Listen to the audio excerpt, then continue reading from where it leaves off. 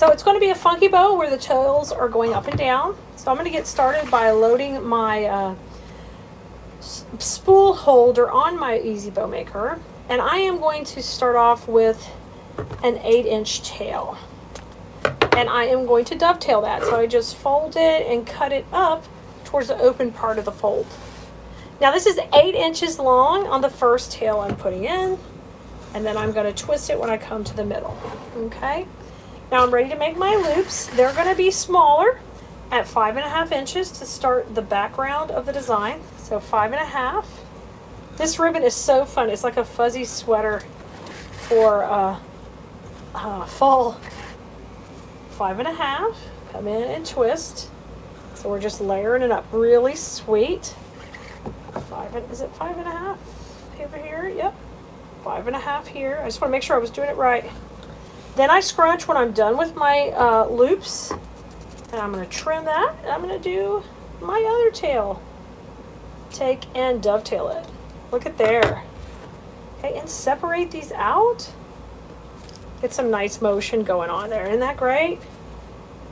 Okay, now I'm ready to add another tail on the opposite side.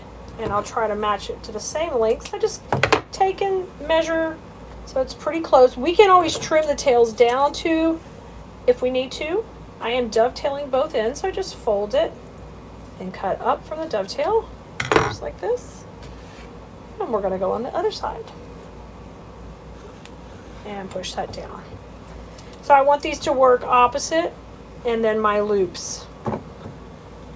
Okay, now we're going to bring in our next ribbon, which is this is a 7/8 ribbon, which is a lot of fun to pop in here.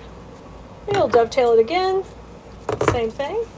We're going to layer it down about 6 inches, so shorter than our last tail. And then we're going to come in at 5. One on that side, one on the right side. Twist. The left side. Twist. Let's do 2 on either side. Stinking cute. Stinking cute. So cute. I love it. And then we'll have this tail be about 6 inches also.